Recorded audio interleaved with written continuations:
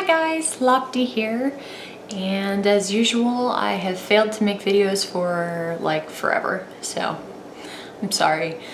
However, today I'm making this video to talk about a topic that I usually don't really talk about online. That would be my aneurysm rupture and the entire situation surrounding it. I'm partially influenced by Amelia Clark and her recent willingness to discuss her situation with her aneurysms, but also because April 15th will be the 3-year anniversary, or as my family likes to call it, aneur-versary, of my rupture. And leading up to that time, I'm usually a little more thoughtful and reflective on everything that I went through and how it's made me who I am now.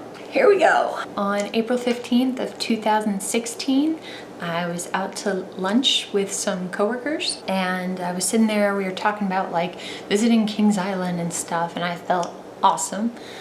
And then suddenly I didn't. It felt like, it's hard to even compare it to a headache because it's so much worse than a headache. It was the worst pain I'd ever felt here in the front of my head, and then it felt kind of like there was a knife stuck in the back of my neck, and this is a really weird thing, but it felt like my ears were like getting sucked into my head. I thought I was gonna pass out or throw up. It was just out of nowhere, like blink of the eye, total change. So I told my coworkers that I needed to get to the hospital, and once I was there, I let the people at the front desk know that I had what's called a thunderclap headache, which is where it comes like straight out of nowhere. I also let them know that my aunt had died of a brain aneurysm rupture. Hers was pretty much immediate, so as soon as it ruptured, she was gone basically. So they rushed me back and they did scans. They found the aneurysm had ruptured, and I got taken by ambulance. I arrived at the hospital that was going to do the procedure, and I'm laying on the table, and it's very strange how your mindset changes when you're that close to death. Because I remember I used to be scared of like everything, and then I was laying there and I was just like, well, I guess this is it, you know? And the doctor came in and let me know that there would be about a 40% chance that I would die during the surgery, and probably about another 40% chance that I would die the week following. And if I didn't die, I would probably be paralyzed. Luckily, none of that happened, and I'm still here to tell the tale. But that's how serious these ruptures are when it happens. You have such a little amount of time to respond, if you can even respond at all. So when I got there, they said I had probably about 2 hours before I would have been dead. So I was put under for the surgery. And the first surgery I had was an endovascular surgery, which is where they go in through an artery in your leg and then up through your aorta and into your brain, and they actually coil it. And that is these little tiny titanium strings come out, and they basically make a little ball to fill the area where the aneurysm ruptured. And the titanium, it helps make the blood clot, and it'll stop the bleeding. So they were hoping that would be the only surgery I would need, which ended up not being the case, but it was definitely the best first step to at least get the bleeding stopped before they actually had to open my head. When I woke up, I had people asking me all kinds of neurological questions, you know, can you wiggle your toes? Okay, what do you remember? What do you see? How many fingers? All kinds of stuff. Basically testing how much of me there still was, and I think everyone's really pleased by how well I responded, even right there from the beginning. But that was just the beginning of the whole thing. I was in ICU for about 2.5 weeks, and multiple times they told my family basically to prepare for the worst. There are these things called vasospasms. And after you've had an aneurysm rupture and a stroke, these vasospasms, it's like the vessels in your brain want to constrict, and when they do to that extreme, it basically stops all blood flow and everything to your brain, and it causes extreme brain damage and death. So they did these tests on me every day where they had to press into my skull with this thing, and you could hear the different blood vessels. Depending on those results, they could tell if I was probably very likely to have a vasospasm or if I was pretty decent.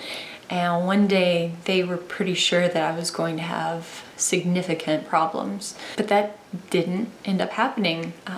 My family prayed for me like crazy, and the next day when they expected it to occur, it was a miracle. The doctors really were like, wow, you've improved so much overnight, and they didn't really have an answer for how that could have happened. Even one of my neurosurgeons told me that God had to have some kind of work for me in my future because I wouldn't be alive otherwise. My hospital stay was a whole lot of throwing up, tons of medication, some hallucinations, very strange things you see when you're that out of it, and plus brain damage, you know. But my family never left me alone, and that was amazing. Someone was always there with me, and I was extremely blessed to have them all there. I also had to do a lot of physical therapy while there, so they would like tie these ropes around my waist basically, and 2 nurses would be on my side and help me walk, and then ask me like, you know, walk with my toes one after another, basically teaching me how to stably walk on my own again. Luckily, I wasn't as bad as a lot of people who actually have to completely learn, like taking every little step again. I was out of work for, I think it was like 4 months, and then part-time for a while. But then that October, when they went in to do another angiogram, which is kind of a nightmare, they found that the titanium coils that they put in to stop the bleeding were starting to compact. So when they would compact, they would eventually let the aneurysm rupture again, basically. So they decided to go ahead and do the full craniotomy. October 10th is also a special date for me because it's the day I got my head cracked open. And that was an experience in and of itself. I remember previously, before my rupture and all, I never would have thought I would survive having my head cut open. But then somehow you find the power, you know? And it was scary as all get out, but I was just like, well, this has to happen. We had some very interesting videos of when they had to pull a tube out of my head, and it just kept coming, and then they stapled up my head, and I'm awake this whole time, so that was interesting. So following the craniotomy, I think I was back in the hospital for like almost a week probably, and then off work again for probably another 2 months. I have a super cool scar.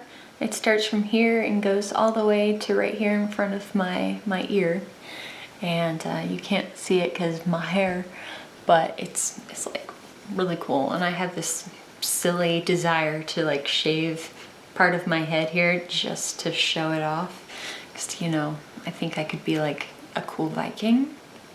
Some questions that I get asked a lot: how did you know that it wasn't just a bad headache? Again, it didn't feel like a normal headache, and usually headaches kind of come on gradually. This thing was just like bam, out of nowhere, like a train hit me. So I knew it wasn't my usual headache, not even like a migraine, not to mention being paired with like this feeling that I was gonna pass out. There was just no way it was a normal headache. If it's the worst headache of your life, go to the hospital. If something doesn't seem right, just go to the hospital. Better safe than sorry, because again, I would have been dead in about 2 hours had I not. And the people who I had been eating lunch with, They didn't think I was very serious about the whole like I think I'm dying thing. So they're like, how about you just like go take a nap? And again, it's a really good thing I didn't do that because I wouldn't have woken up. I think it helped me knowing that my aunt had died of an aneurysm. So it can run in families. Not necessarily aneurysm forming runs in families, but if you have a genetic disposition to, say, the collagen in your veins is weaker than most people, there are lots of different kind of genetic disorders that make you more likely to develop brain aneurysms. So if you have family history of brain aneurysms, I would suggest talking to your doctor and seeing if you can get signed up for an MRA. That's an MRI but with the contrast, and they need that contrast to see all the vessels in your brain and be able to see if any are ballooning out. I highly recommend it. I made sure my sister went and got tested and she's good, so that's awesome. But also from now on, every year I have a slight increased risk of developing a new one. So it's going to be watching very carefully for the rest of my life. Lots of MRAs and angiograms. It's gonna be interesting. Another question I hear a lot is if I have any long-term effects. Yes. Even though I was extremely fortunate not to end up, paralyzed or anything like that, my situation could have been so much worse with what happened. But I'm a little slower, like my words don't come out a lot of times. Sometimes I stutter. It's like my brain gets stuck. I'm tired all the time. I used to not be that way at all. I also stopped being able to sleep, so now I have to take medication to make me sleep. I've also had some really silly situations where my brain just kind of burps. Like I'd get a full plate of food and then I'd stick the full plate of food in the dishwasher, or I leave my keys in the door all the time. You put your phone in the refrigerator. Just a lot of that, and it's silly sometimes, and I have to apologize for sorry, I got brain damage. I also find that I've become more of a bold person, just like things I wouldn't have had the courage to say to people before, and now it just kind of blew out. That can be a good thing and also kind of a weird thing, because sometimes you don't want those inside words to come out, but they do. Some silly things that bother people who've had aneurysm ruptures or any kind of brain damage. When people say, so are you back to 100% now? We're like, no, I'm like totally a different person now because something life-changing has happened to me. I don't think there ever is a 100% for people who have brain damage. It's just learning to live with your new norm, and that's okay too. It just takes a lot of work. And shortly after a rupture, a lot of people find themselves mourning who they used to be. It's a big change that you have to really work through. Another weird thing is when people are like, don't let this define you. Even though it doesn't define who I am, it is a huge part of how I came to be the me that I am now. People sometimes ask how much metal I have in my head and if I make metal detectors go off. The answer is I have a ton of metal in my head. I've got like 2 plates, I've got the coiling that was originally put in, and then the 2 clips, and then the screws and all. And it's kind of, I don't know if you can see it, but there's this like really big divot here.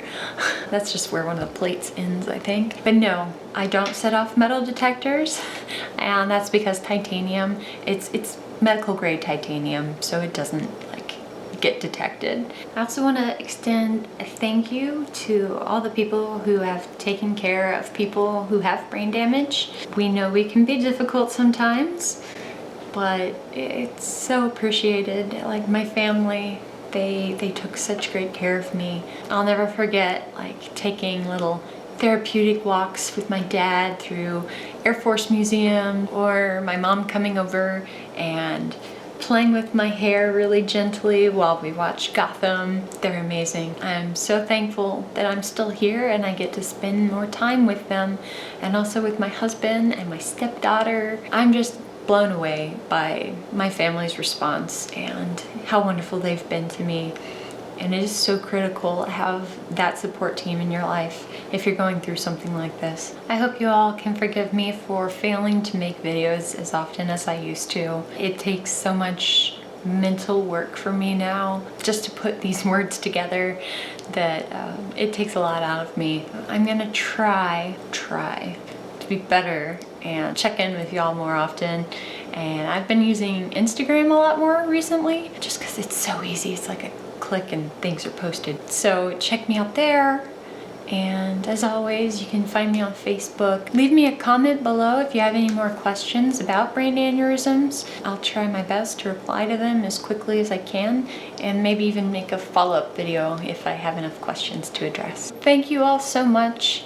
I've loved having your support over the years, and I just can't thank y'all enough. I will see you again soon.